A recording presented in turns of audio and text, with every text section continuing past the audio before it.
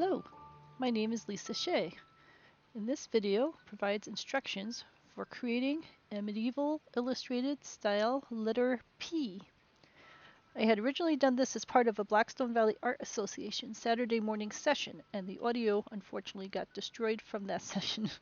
So I am trying to narrate over the existing video, which is not always the easiest thing to do, but I can get the gist of most of what I was doing since I know how I tend to paint. Using regular watercolor paper, using a pencil, using a Sakura Jelly Roll 06 waterproof pen, and regular watercolor paints, and regular watercolor brushes.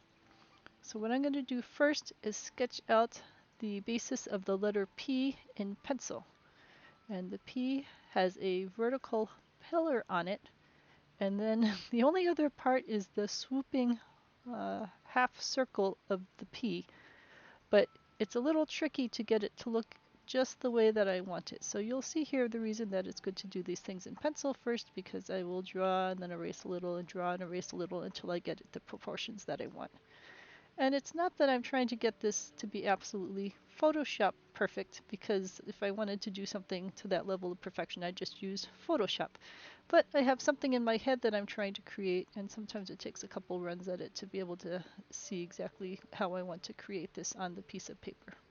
So it's good to have a good quality eraser with you. Don't trust the erasers. Oh, and this is my cat Zuzu coming to lend a hand, as she likes to do with all of our projects. Hello, kitty. But don't trust the eraser on the end of your pencil, which she likes to chew on. Use an external eraser, because those are just much better at erasing. And also, the better level of watercolor paper you have, the better it will hold up to the erasing and the painting and repainting and all that other kind of stuff you tend to do. So in a second, Zuzu will get tired of chewing on my pencil and we'll move on with her life. Alright, so we're going to work on the letter P for a while, and I will just let the music play. But, as always, ask if you have any questions about how I'm doing any of this stuff. And, of course, feel free to put in your own decorations. I'm putting in decorations that I think will work well for the person I'm painting this for. And I use the colors that I know that they'll like. But when you're doing it for someone in your life, you want to use their favorite colors and use shapes that make sense to them. So here I go. I'm going to take another run at making the shape, because it's just not what I have in mind. The little kit wants to help. She is so helpful. So helpful. Alright, we'll go back to the music interlude and the playfulness of the cat.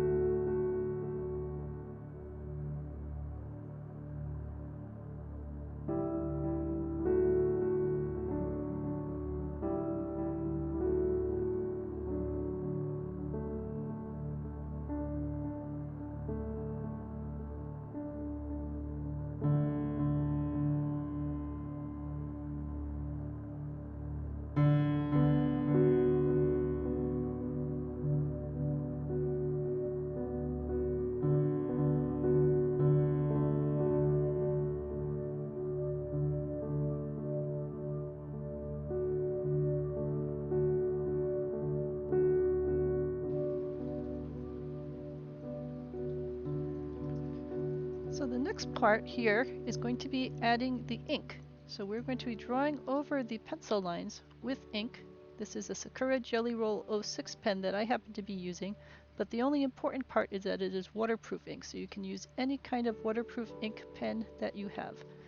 A key part of waterproof ink is that we're going to be painting over this whole thing with watercolors, which involves water, and if we do not use a waterproof pen, then when we start swishing water around on the top of this, all the pen is going to smear into a big black mess. So make sure that the ink that you're using is waterproof. And it's easy enough to test if something's waterproof. Just draw on some test piece of paper, let it dry, and then try rushing a little water over it and see if it smears a lot. It's also worth noting that pen looks like it dries instantaneously, but it does take a short while to dry, so be careful when you're drawing that you do not smear your hand, your fingers, or that sort of stuff over the ink before it gets a chance to dry. Otherwise you will have a big blur on your hands. So try to be cautious as you're doing the tracing of the letters, that you keep your hands away from the ink part that you've already inked until it gets a chance to dry. It shouldn't take too long, but it's still worth keeping an eye on and making sure that you're attentive to that sort of thing.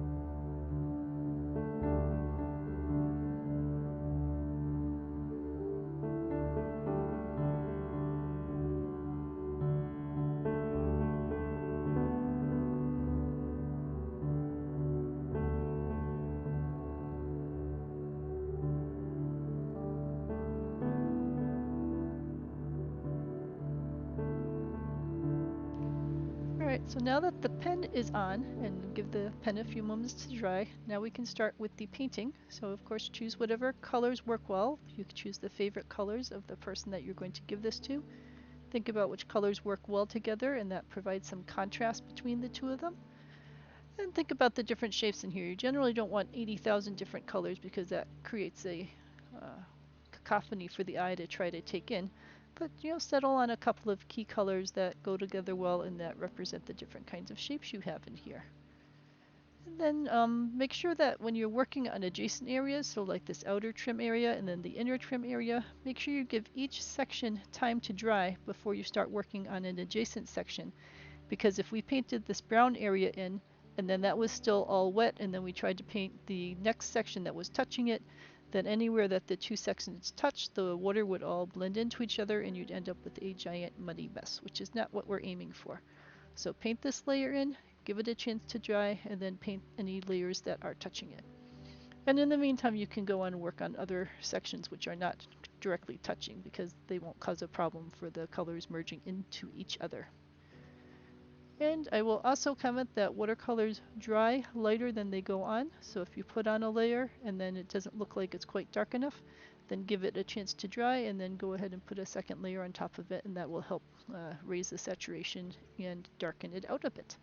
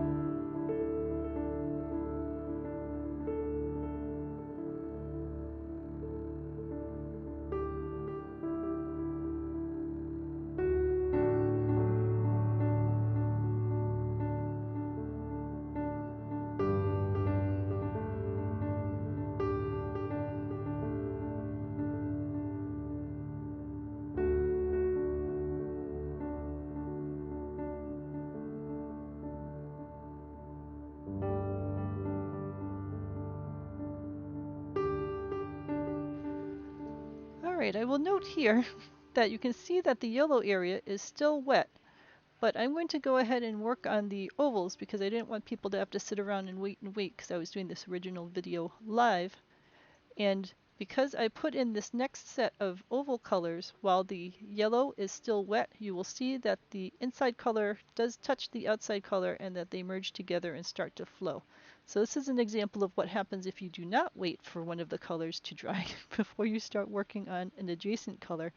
And I knew that that was going to happen, but I wanted to just go ahead and finish off the P so people could see what the colors were going to look like. And you get to see a little bit of how to do cleanup in that situation. And let me wait a second so that you can see what the problem is that's going to happen here. So I'm working with bronze, which I happen to keep, or copper I mean. I'm working with copper, which I keep in the top left corner of the palette area. And even though I'm trying to be careful and only painting the copper into the ovals, watercolor paper wicks the water into adjacent areas, and it wicked it right out into the other area, and you can see how the copper is spreading out into the yellow. So I see it happening, and I just am going to plow forward and finish off the rest of them. But the way that you fix that, if you get into that situation and want to try to quickly fix it, is you would rinse off your brush so it's nice and clean with just clean water, and then you would dry the brush enough so that it's damp. So it's got clean water in it and it's damp, but it's not like actually soaking with water. And then when you've got a damp brush, you can sort of sponge away at areas that you want to lift the paint up out of. And you can use the brush as a sponge to lift up the extra color, and that works reasonably well with most colors. There's some colors like red that tend to stain a fair amount, and those are a lot harder, and black. Those are a lot harder to lift back out again once they start to spread like this. But for most colors, if you dab away at the edges with a damp brush and you sort of scrub a little and then you rinse that off and then you get nice clean water into it again and you dry it enough so that it's damp and then you scrub a little more, that will in general do the kind of cleanup work that you would want to do if you had a situation like this where you started having the paint routing out of its area that you had initially wanted it to be in.